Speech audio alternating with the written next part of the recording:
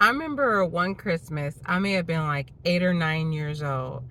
And you know how kids, you put a list together and then you give it to your parents or, so they can give it to Santa or whatever. And I left one thing off the list, right? Because I was like, I'm going to test this. See, if Santa knows me, then he going to know what I want. I ain't got to put it on a list, right? So Christmas comes and I got every single thing on the list except for that one thing I didn't put on the list.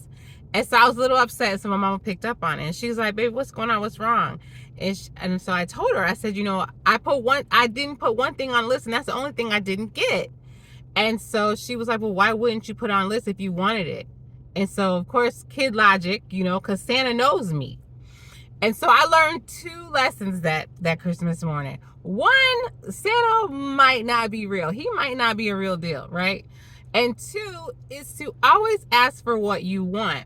And I've taken that into my adulthood, but I think some of y'all have not. Like, y'all expect people to read your mind, and we're not mind readers. If you want something, you ask for it. You have to let that person know what you want, what your needs are, because it's unfair for you just to say, you should know, you should assume what I want, because we got so much going on. How am I supposed to know what you want? How are you supposed to know what I want if I don't tell you? If I don't tell you, then you mad, but then you really should be mad at yourself because you set yourself up to be mad because you didn't let that person know what you wanted. You didn't give them the opportunity. If you tell them what you want, then they have an opportunity to be willing or unwilling to give you what you want and what you need. But if you don't tell them, that's not fair. That's not fair to them. That's not fair to you.